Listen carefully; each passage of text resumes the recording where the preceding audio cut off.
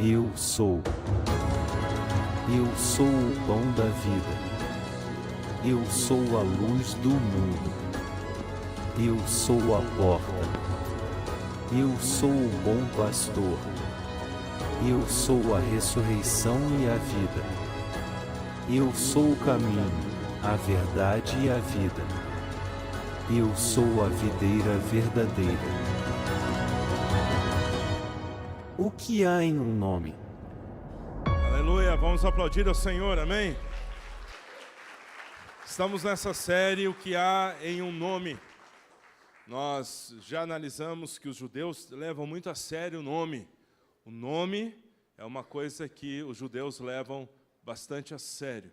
E aí nós estamos vendo sobre os nomes de Jesus, que ele mesmo falou dele, o que ele era. E vamos abrir hoje em João capítulo 4, verso 6 em diante. João capítulo 4.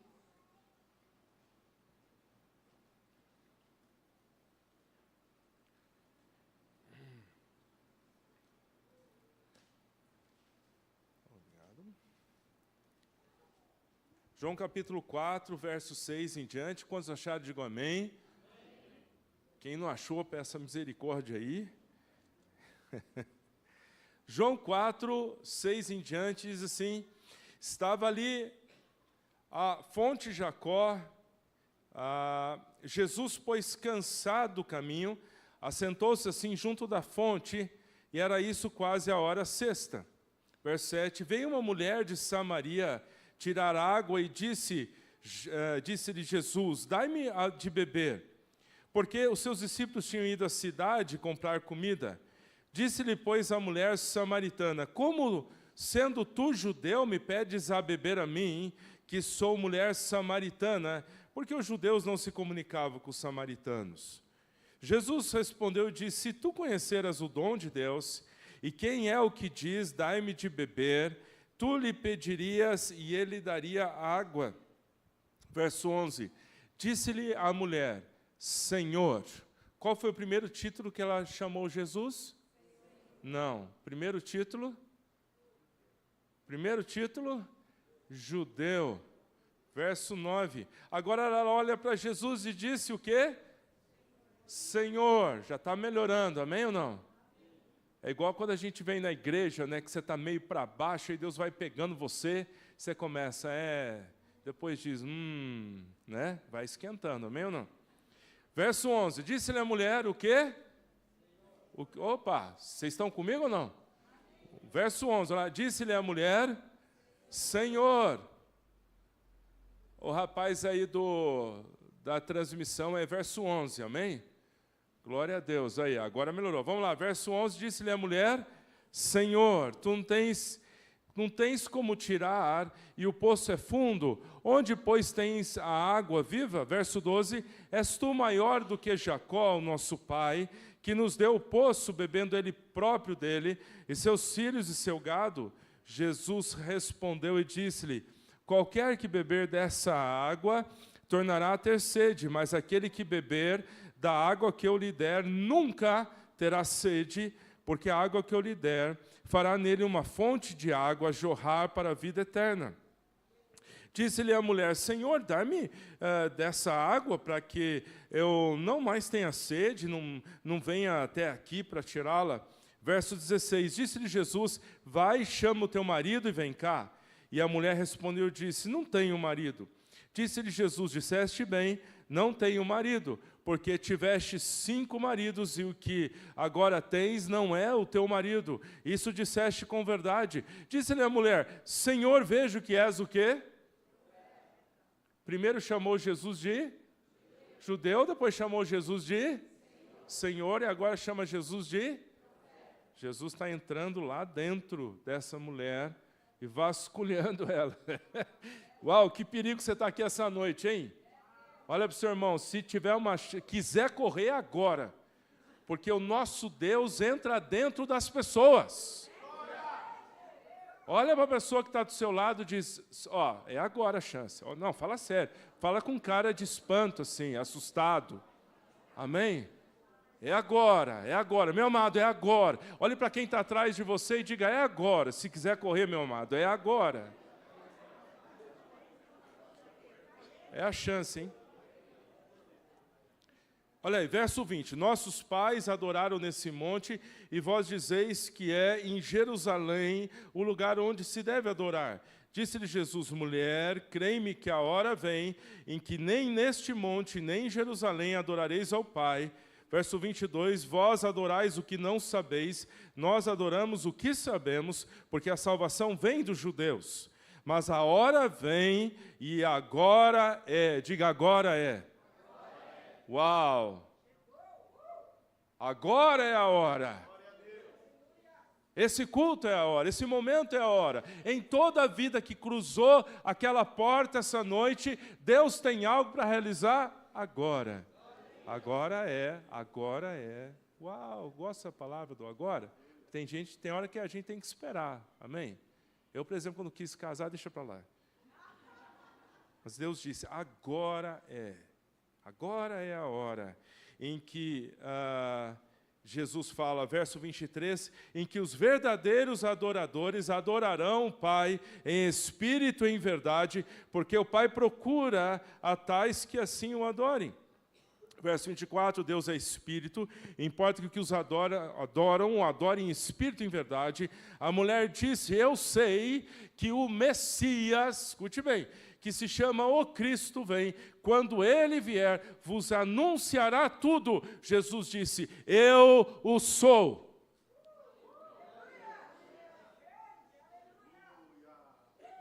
Eu sou.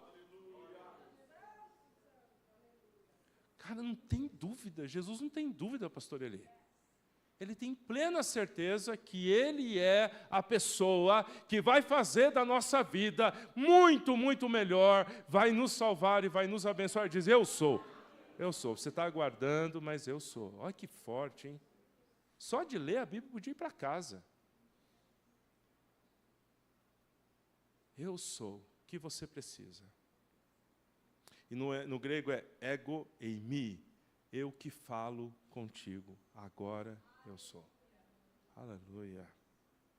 Feche seus olhos, vamos orar ao Senhor. Pai, nós queremos ver Jesus em sua glória hoje. Levanta o nosso véu nesse momento para vermos Jesus. Que todo o véu, que toda a situação da semana, ou seja lá o que for, que tenta nos atrapalhar, levanta agora para a glória do Deus Todo-Poderoso, ajuda-nos a ver o Cristo nessa noite, o Cristo revelado, o Cristo da palavra, o Cristo eu sou, o Cristo que penetra, o Cristo que sabe o que estava acontecendo no coração daquela mulher, as dificuldades que ela tinha, o Cristo exaltado, o Salvador do mundo, é o que nós queremos ver nessa noite. Senhor, vem com teus anjos, circula com um círculo de fogo. Nós te louvamos e te adoramos. Tudo que não é de Deus seja repreendido, mas a tua manifestação aconteça em nome de Jesus. Amém. Quantos creem, digam amém. Pode sentar, querido, por favor.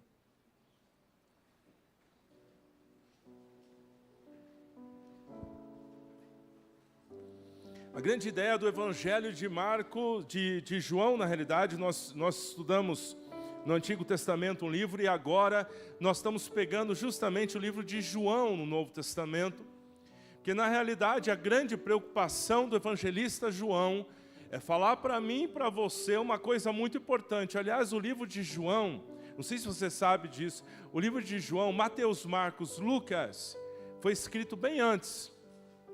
E João foi escrito bem depois, entre 60 até 100 depois de Cristo. Então, João viu uma coisa muito importante. Ele percebeu que a igreja precisava ter clareza de quem Cristo era. E ele sabendo que, ele sendo o último dos evangelistas a escrever, no caso dos evangelhos, ele vai justamente tratar de um assunto muito importante. Quem é Jesus? E é forte isso daqui porque no Antigo Testamento, lembra, na semana passada, nós estudamos a palavra eu sou lá no Antigo para pegar o contexto. para a gente ver esses 7 eu sou de Cristo em João, que nós destacamos. E nós vemos aqui no Antigo Testamento, Deus olhando e falando, eu sou para Moisés. Chegou para ele, qual é o seu nome? Deus tem um nome. Qual é o seu nome? Ele olhou e disse, eu sou, é o meu nome. Moisés falou, eu sou. O nome no hebraico é Iavé.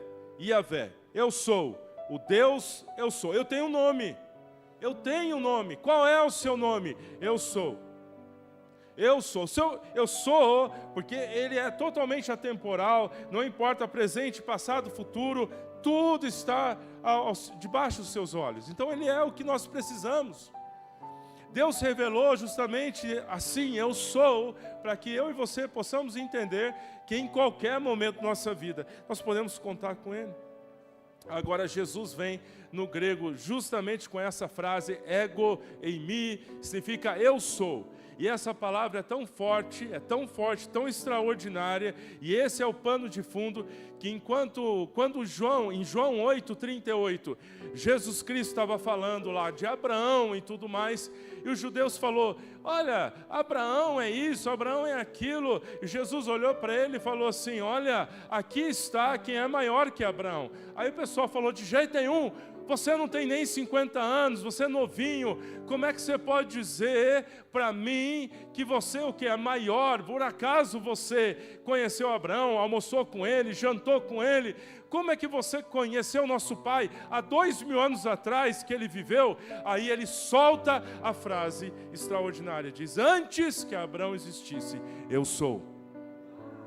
Eles perceberam o que Jesus estava falando. Não era brincadeira. Jesus não estava falando, antes que Abraão existisse, Deus me revelou. Não. Antes que Abraão existisse, eu sou. Quando ele usou a palavra eu sou, o pessoal que estava ao redor passou a mão em pedra e quis atirar contra ele, dizendo, como tu te fazes Deus. Eles perceberam que Jesus estava usando a mesma palavra que Deus o Pai usou para Moisés, que era muito respeitado no meio dos israelitas. Então, na verdade, esse pano de fundo é muito importante porque mostra a repetição. Está mostrando que a mesma palavra que estava lá no Antigo Testamento é a mesma palavra que Jesus está usando agora. Ele mesmo fala, eu e o Pai somos um. Ele está dizendo para mim e para você que Ele está juntinho com o Pai. Agora, olha só que forte, ele usa, nós separamos 7 eu sous que ele fala. Primeiro, eu sou o pão da vida, eu sou a luz do mundo, eu sou a porta, eu sou o bom pastor, eu sou a ressurreição e a vida, eu sou o caminho, a verdade e a vida, e eu sou a verdadeira videira. Ele separa 7 eu sous, e ele faz declarações de quem ele era, para que eu e você possamos entender isso. Agora, o que há em um nome? Pastor, o que há em um nome?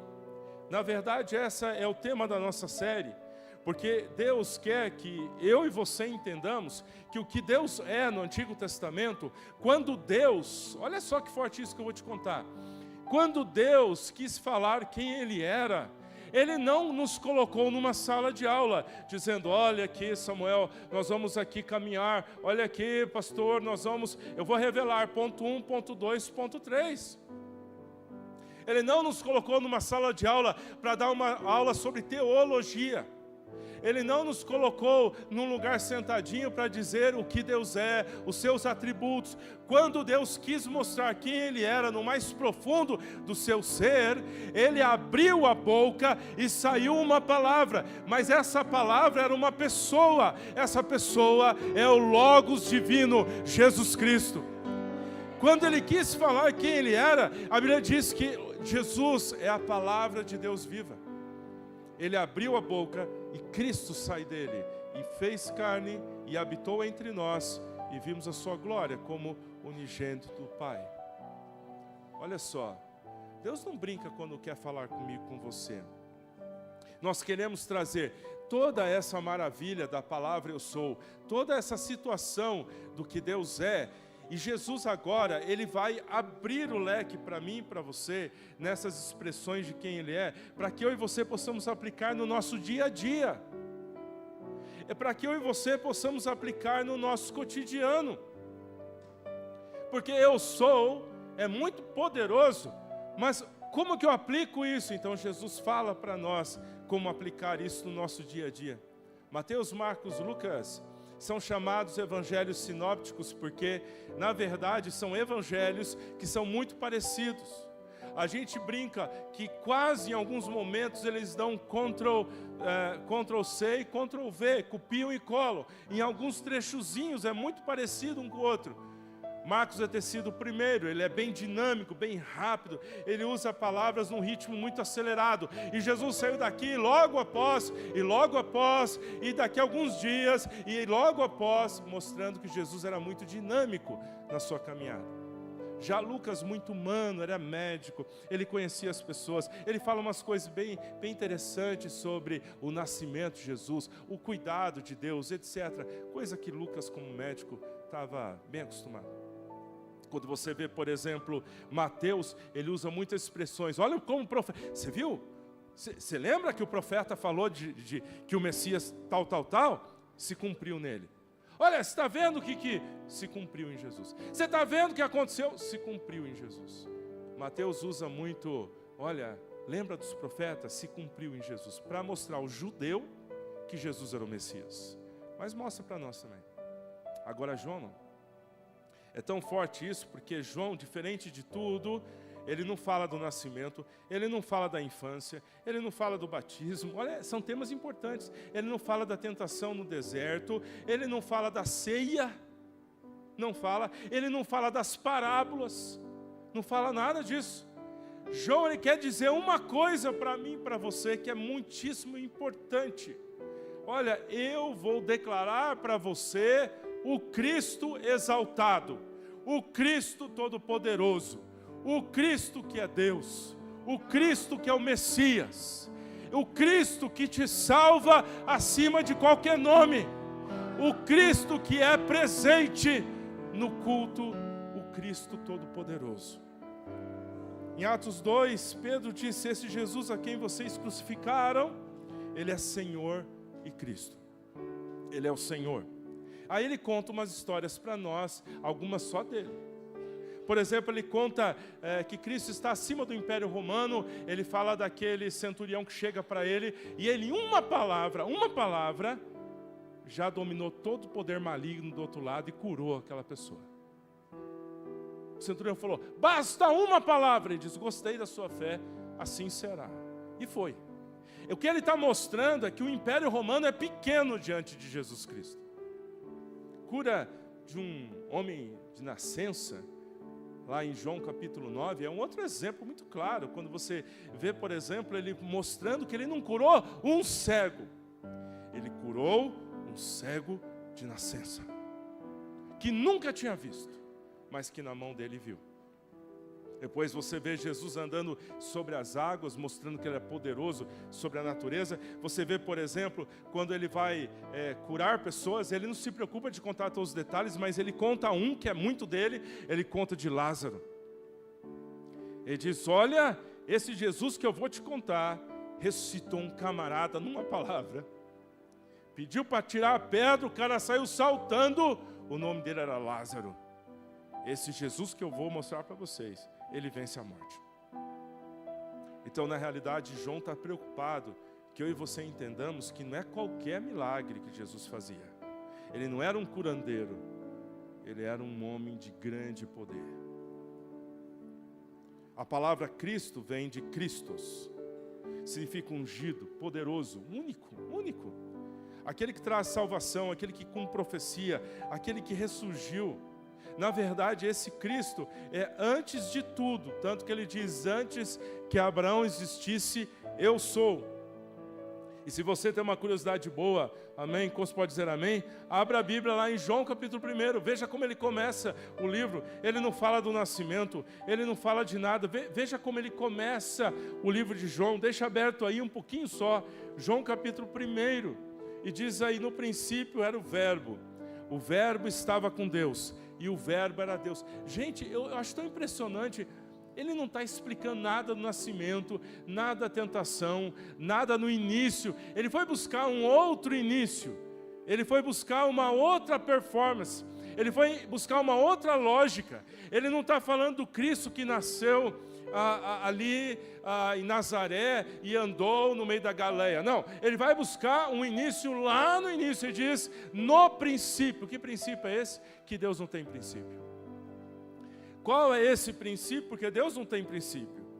Que princípio é esse se Deus não tem início? Mas é o princípio eterno.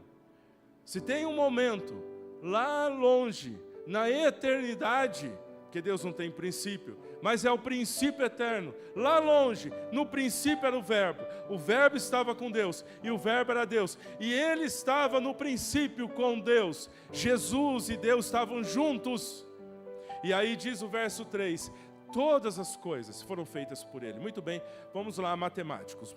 Aqui, quantas pessoas entendem de matemática? Diga amém. Foi fraquinho, né? Mas amém. Então, imagina, se Ele criou todas as coisas, então Ele não é criado. Amém ou não? Ele não criou todas? Amém ou não? Ele não criou todas? Se Ele criou todas, Ele é o Criador do céu e da terra e tudo que existe, então Ele não é criado, mas Ele é Criador. E só há um Deus que é Criador, o Deus da palavra. Jesus está falando, eu estava com o Pai e fui eu que criei. Quando o Pai falou, era eu agindo pela boca do Pai. Eu estava junto com o Pai, eu vi. Eu criei você, eu criei o mundo, eu criei as coisas, eu sei as suas lutas, eu criei. Quando ali no ventre da tua mãe, aleluia, você achou ali que estava sozinho, eu te criei. Aí o verso 14 diz, e o Verbo se fez carne e habitou entre nós. Não reencarnou, Ele se fez carne. Ele desceu, ocupou um corpo só e se fez carne por nós. Eu quero que você entenda esse princípio para que a gente possa chegar no tema dessa noite. Porque o tema dessa noite, ele vai entrar dentro de nós. Ele vai mexer com a nossa vida. Ele está falando, eu conheço tudinho de você. Eu sei cada situação, cada luta, cada batalha. Eu conheço porque eu sou o Deus Criador. Foi eu que acompanhei lá no ventre da sua mãe. Na realidade, quando o Verbo se fez carne, então Deus veio habitar entre nós. Ele se tornou Deus homem, 100% homem, 100% Deus. Alguém disse assim, Jesus é fácil, Ele curava, Ele abençoava, porque é Deus. Ok, mas não é o que a Bíblia diz. Ele falou, e o Verbo se fez carne. Ele se limitou. Sabe por quê? Senão aqui alguém poderia dizer, para Jesus é fácil enfrentar a luta. Para Jesus é fácil, porque Ele era Deus. Não é o que a Bíblia está dizendo. Ele está dizendo, olha, eu quero que você entenda que Ele se fez carne com a nossa limitação, com a nossa dificuldade. Então o Silvano pode chegar aqui e dizer, para Jesus era fácil. Jesus olha para o Silvano e fala, e você? Eu vivi isso aí. Não, mas eu vivi. Ele vai chegar para cada um de nós e dizer, não, mas eu vivi. Ou William, eu vivi isso aí. Não, eu vivi. Ô Selma, eu vivi isso aí. Não, eu estava junto. Eu vivi na carne. Eu sei a limitação, eu sei o que é uma dor, eu sei o que é ralar o joelho, eu sei disso. Então, João, ele não quer simplesmente, tanto que, olha só, em João 6:2, se você quiser abrir comigo lá, nós estamos construindo para chegar lá no final. João capítulo 6, verso 2, olha o que diz a Bíblia aqui. E grande multidão seguia, porque via os sinais que operava sobre os enfermos. Diga comigo, sinais. Diga mais uma vez, por favor, sinais. Ele não diz milagres, ele diz sinais. Porque João está querendo mostrar para mim e para você que Ele é o Deus poderoso e os sinais mostram que Ele é o Messias. Os sinais de que Ele é o Messias. Sinais de que Ele é único. Sinais que Ele é o Deus da igreja. para que eu e você não tenhamos dúvida. Quando alguém fala assim, Masaharu Taniguchi, Buda, fulano pode ter coisas boas, pode ter ideias boas, mas nós não estamos falando disso. João está falando, eu tenho sinais de que Jesus Cristo é o Messias. E ele começa a mostrar para mim e para você da igreja os sinais. Não só falando de algo qualquer, ele não está falando simplesmente da luta da pessoa que Jesus socorreu, mas ele fala quem socorreu, quem foi que fez o sinal, quem foi? Foi o Messias. E ele fala, por que ele fez sinal? Para mostrar para mim e para você que ele pode todas as coisas. Muito bem, ao faminto, ele vai dizer, eu sou o pão da vida. Pastor, eu tenho problemas de morte. Ele diz, eu sou a ressurreição e a vida.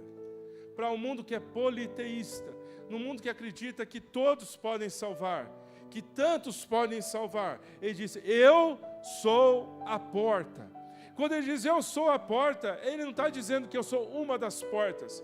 Eu sou a única que te conduz até os céus. Eu sou a porta. Então, um filósofo, uma certa vez, eu estava numa aula, a gente estava tendo aula tal, e ele falou, olha, de duas uma, meu amigo, ou Jesus é maluco, ou ele é real. E se ele for maluco ou real, tem indícios na vida. Uma pessoa que é maluquinha pode dizer, eu sou a porta, mas a vida dela vai ser egoísta. Jesus na cruz do Calvário mostrou que ele não era maluco. Ele tinha razão quando dizia, eu sou a porta. Na verdade, quem entrar por mim, disse Jesus, será salvo. Olha que forte que ele fala. Aí, aquele que está faminto, ele diz, eu sou o bom pastor, vou conduzir você. E para o homem do século 21, a gente pode dizer que ele fala uma declaração que é sem igual. Ele diz assim, eu sou o caminho, eu sou a vida, eu sou a verdade. E quando ele declara essas três coisas para nós, e dizendo isso, ele fala da exclusividade que ele tem. Olha, querido, eu quero dizer para você que eu sou o caminho. Eu não sou um caminho, eu sou o caminho. Eu sou exclusivo. Eu também não sou estacionamento, ele é caminho, é para você andar dia após dia. Não é separar, não é uma coisinha que você começa aqui e para. Não, ele é o caminho, mas ele também é a verdade. Olha só, contrapondo a qualquer noção de relativismo que está muito comum hoje em dia, e também múltiplas verdades, que muita gente diz, não, mas essa é a sua verdade, essa é a minha verdade, essa é a verdade do pastor Celso. Essa é a verdade deste ou daquele. Contrapondo com tudo isso, ele diz, eu sou a verdade. E eu também sou a vida. Se você precisa de vida agora, ou você precisa de vida eterna, eu sou a vida. Muito bem, nós estamos agora entrando no que nós precisamos para entender o que vamos declarar nessa noite. É nessa hora que eu quero abrir com você em João capítulo 4, verso 1 em diante. Quando a palavra de Deus diz aqui para nós que Jesus vai se encontrar com uma mulher de Samaria. João capítulo 4, verso 9.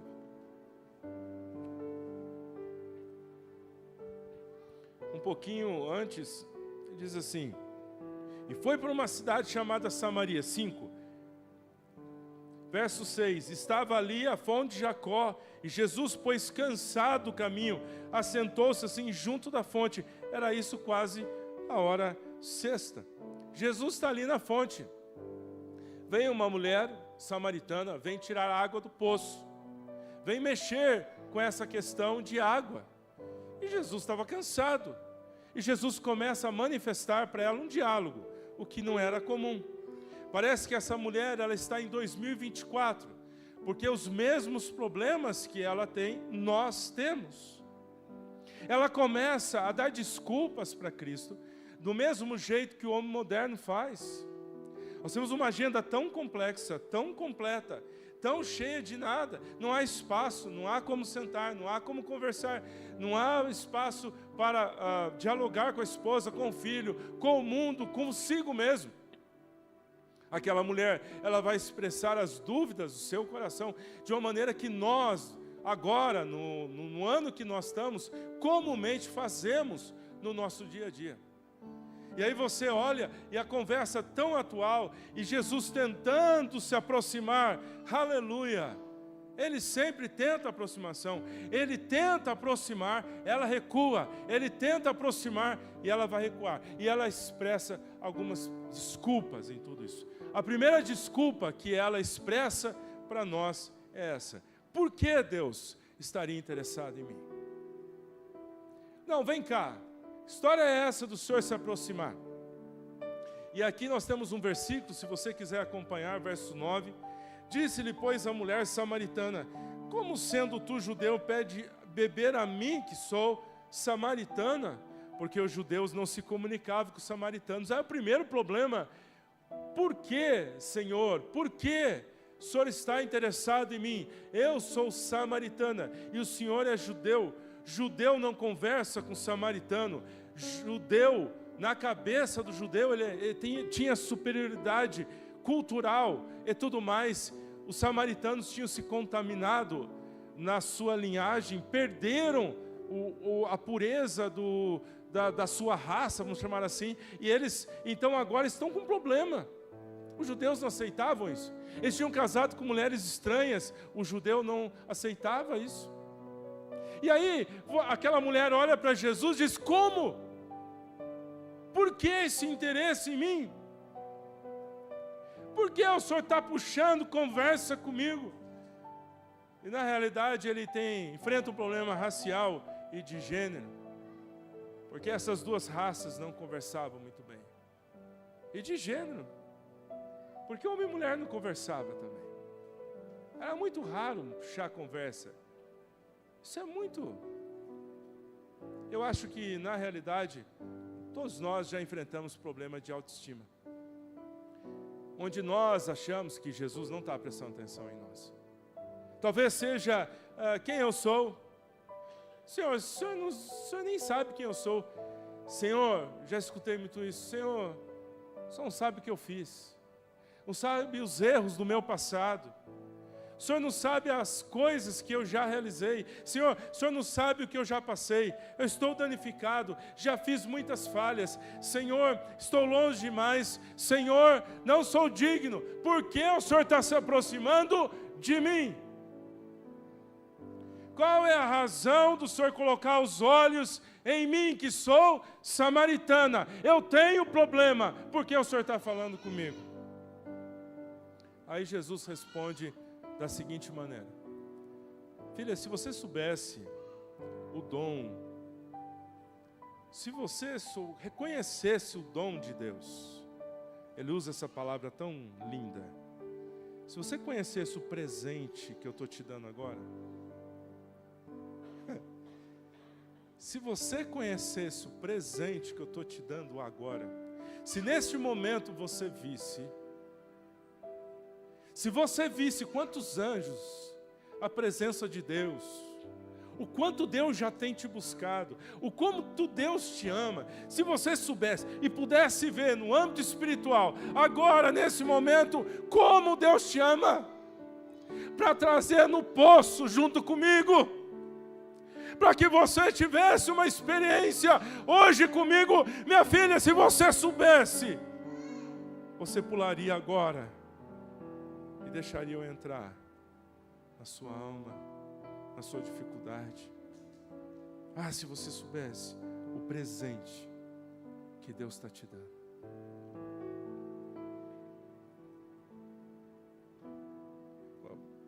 Segunda desculpa daquela mulher está no verso 11, disse-lhe a mulher: Senhor, tu não tens como tirar água do poço, é fundo demais. Pois onde está essa água viva? A segunda desculpa que ela coloca são o meu problema físico. Eu tenho que ficar tirando água toda hora desse lugar, e agora o Senhor está falando que tem uma água melhor.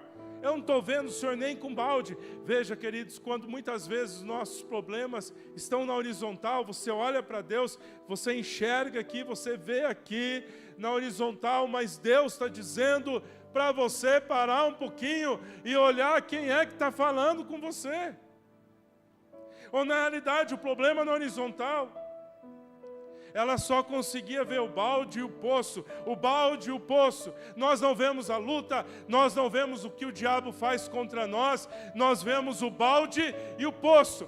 Em o nome de Jesus, Deus está falando essa noite, existe uma batalha espiritual contra a nossa vida, que não é só balde, que não é só poço. Nessa noite Deus está dizendo, levanta teus olhos, porque há um Deus que está falando conosco. Há uma luta, filho. E nós só olhamos o balde. Você jejuou essa semana? Você buscou a Deus? Eu não estou falando isso para te cobrar de jeito nenhum. É que Deus está neste lugar. Há problemas que não é o balde e não é o poço. E ela está dizendo, é o balde, o poço, é o meu dinheiro. É o trabalho, pastor, é o trabalho que eu odeio. Eu odeio o meu trabalho. É o trabalho que eu odeio. É o casamento que eu casei com a pessoa errada. Ela não supre as minhas necessidades. Pastor, este é o problema da minha vida. Oh, pastor, é o meu peso. Se eu perder uns 25 quilos, aleluia, tudo na minha vida se resolve. Ah, pastor, é a minha aparência. Ah, pastor, eu prefiro pescar. Eu prefiro nadar. Eu prefiro isso, prefiro aquilo. Pastor, eu prefiro viajar. Nós amamos coisas, desde um aerosol para você ficar perfumado, nós amamos, mas Deus está dizendo essa noite que o nosso problema, Rogério, não, muitas vezes não é físico, filho, ele é espiritual. Você está achando que o seu problema é físico? Não é. É espiritual. Abra seus olhos. Satanás quer a nossa morte. Satanás não gosta de nós. Satanás não gosta da nossa vida. Mas essa noite Deus te chamou aqui para dizer: eu conheço tudo. E eu te amo. O seu problema não é espiritual. O seu problema não é físico, é espiritual. Deus está dizendo para ela. E aí ele volta para o espiritual. Ela só vê o balde e ele volta. Verso 14. Aquele que beber da água que eu lhe der. Ela ainda está pensando no balde. E ele está falando, não, há uma luta espiritual, há uma batalha. Não, mas olha, filhão, deixa eu me dizer uma coisa. Ela disse, dai-me dessa água. Ela queria um potinho com água para não ter mais sede. Ela queria água de graça todos os dias. Veja como ela não consegue sair da matéria. Ela não consegue desgrudar que há depois da nossa vida um encontro sobrenatural com Deus. Depois que fecharmos os olhos, nós vamos ter que nos encontrar com Deus, é espiritual. Você pode fazer da sua vida o que você quiser agora, mas assim que a pessoa fecha os olhos, ele é levado até a presença de Deus para ter uma conversa com ele. E a verdade que nós temos aqui é que ela não consegue desgrudar do balde. E essa palavra, para mim e para você, vem de João. Ele está preocupado com a igreja. Ele está dizendo, pessoal, existe um Deus chamado Jesus, Ele é o Messias. Ele é ungido. Ele tem poder. Ele tem unção, aleluia. Ele mexe, entra dentro de nós. E olha o que Ele vai fazer com essa mulher.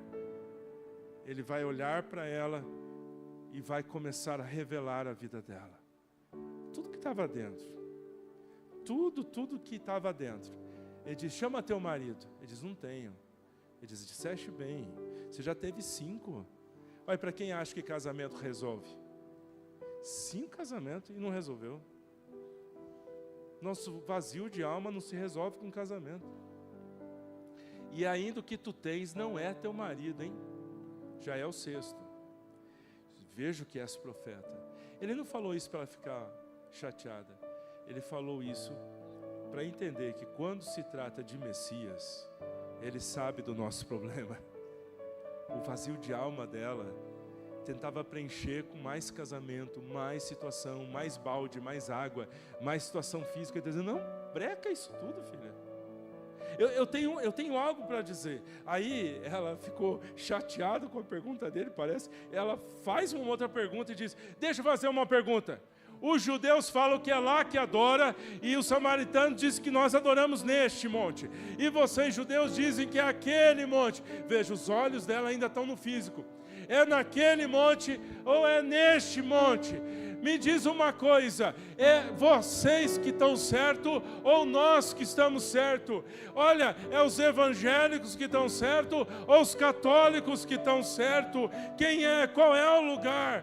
Tantas denominações diferentes, tantas invocações diferentes, religiões diferentes. A religião devia ser privado, ninguém tinha que falar, fica na minha ou fica na sua. Os judeus adoram lá, nós adoramos aqui. Aí Jesus olha para ela e diz, não, você não está entendendo. A hora é agora. Aleluia. Este é o momento. Essa é a hora em que os adoradores verdadeiros de Deus não vão precisar nem das questões de lugar, mas Deus vai vir, vai mexer, vai ungir, vai transformar, porque Ele não quer culto, Ele não come culto. O culto litúrgico Ele não come. Ele não come programa. Mas quando há adoradores e adoração, é isso que alimenta o nosso relacionamento com Deus. Os verdadeiros vão começar a vir e vão me adorar. Vai vir uma adoração. Eles vão sentir lá dentro deles que não é religião.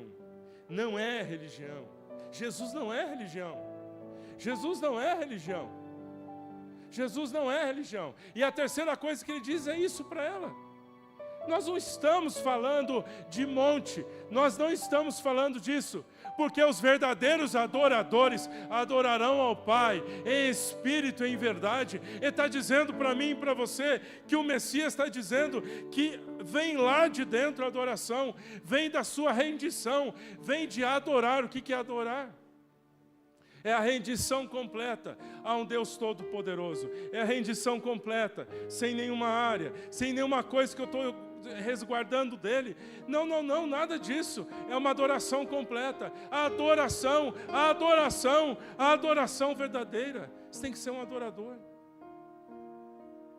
A limpeza do nosso coração. Deus não come liturgia.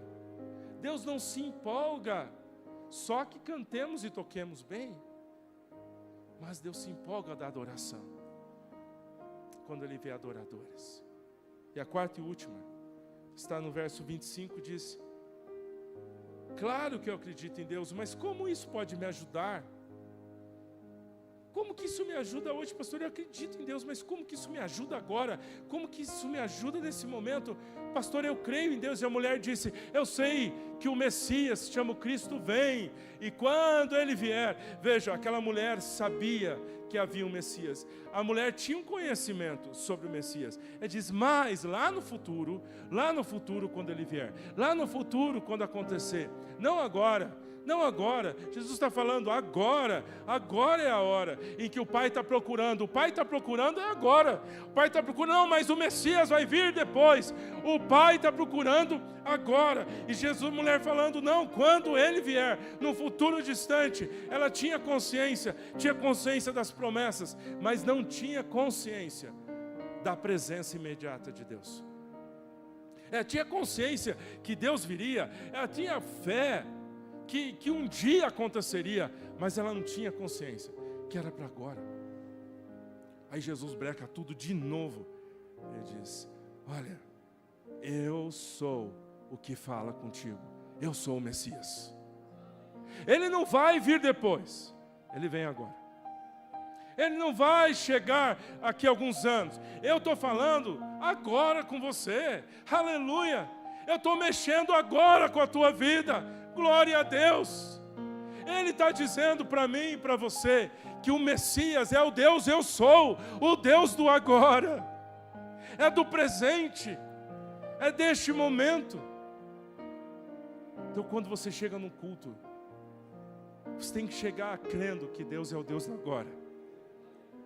Eu não sei o que você está passando.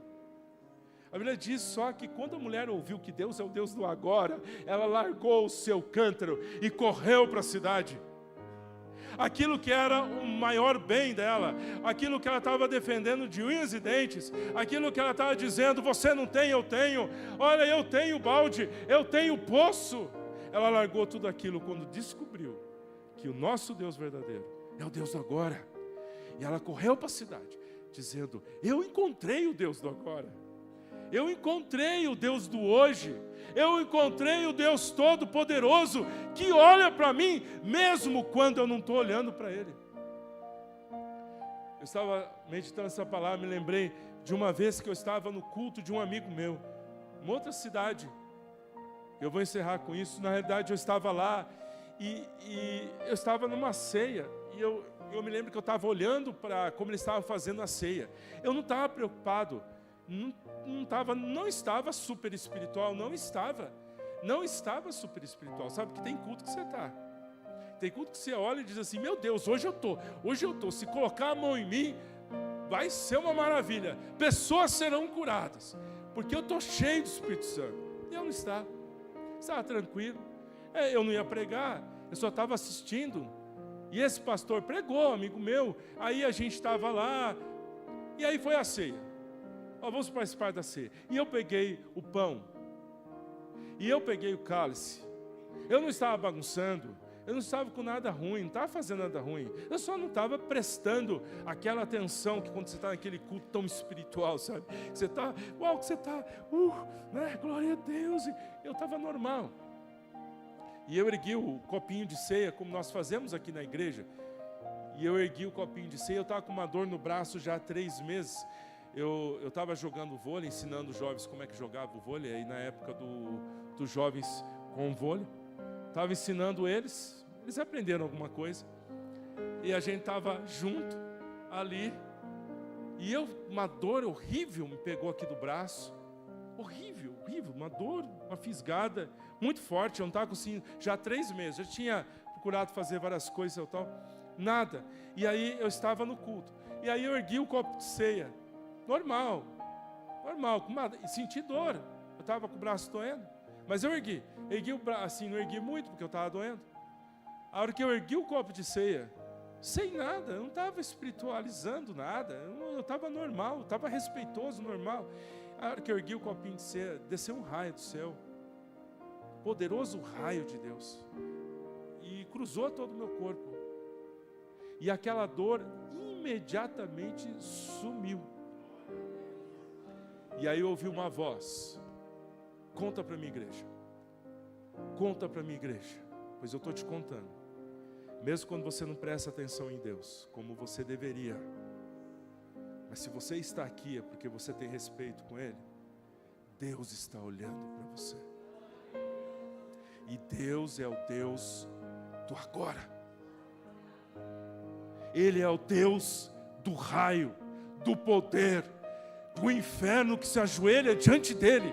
Quando ele foi libertar aquele endemoniado, ele diz que veio uma legião e se ajoelhou diante do nosso Rei e Salvador e Messias, Jesus Cristo. E ele disse, sai desse homem, sai desse homem, sai desse homem. E Deus operou, porque Deus é o Deus do agora.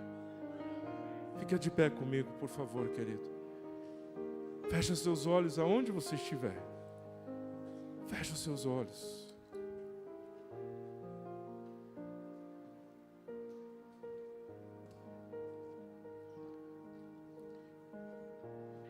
Hoje eu não quero fazer uma oração específica.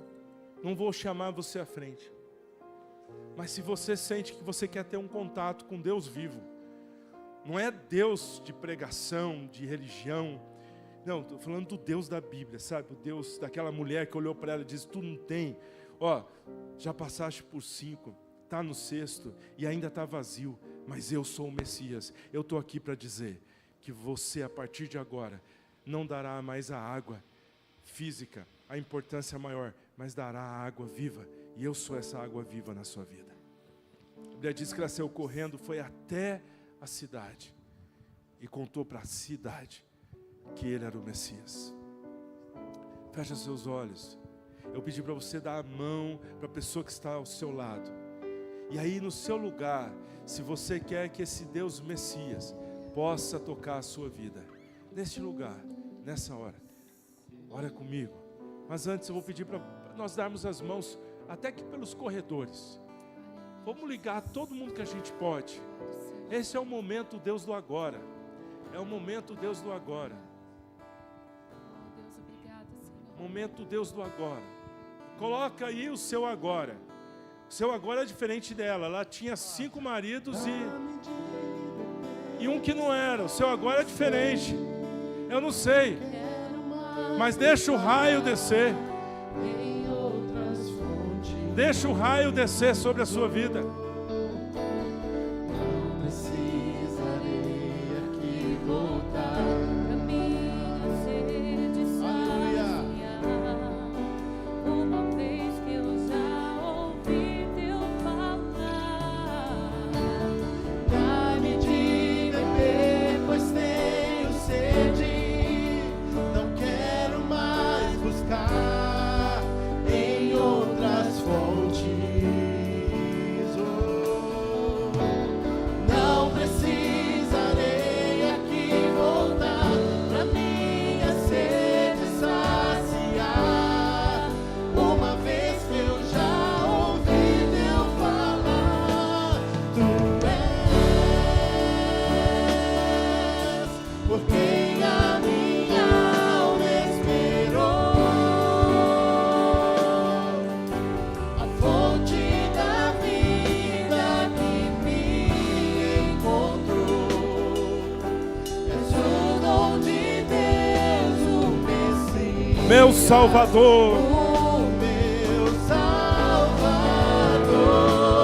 Tu és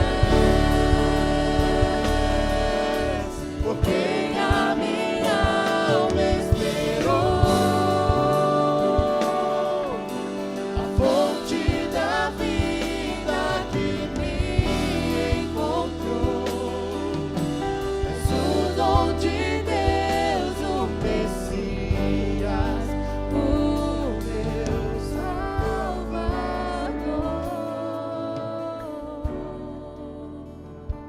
Esse é o momento em que nós fazemos como aquela mulher. Não deixamos ele chegar no cerne, naquilo que mais perturba dentro de nós. Pois nessa noite eu quero convidar você a entregar o seu poço, o seu balde, entregar na mão dele o que você acha que precisa entregar. E depois disso para ele: só tem liberdade. Mostra-me como esse Deus verdadeiro na minha vida. Agora eu vou pedir que você feche os seus olhos e você faça isso entre você e Deus. Eu vou pedir que nessa hora você possa dizer para Deus justamente isso: eu tenho vários baldes e poços. Eu tenho várias desculpas e estas são as desculpas. Estes são os meus baldes. Este é o meu poço. Senhor, eu quero largar isso. Eu quero escutar como aquela mulher escutou. Eu sou em sua vida. Eu sou o que te pôs aqui. Eu sou aquele Deus que está mexendo com você. Eu sou o Deus que está falando com você.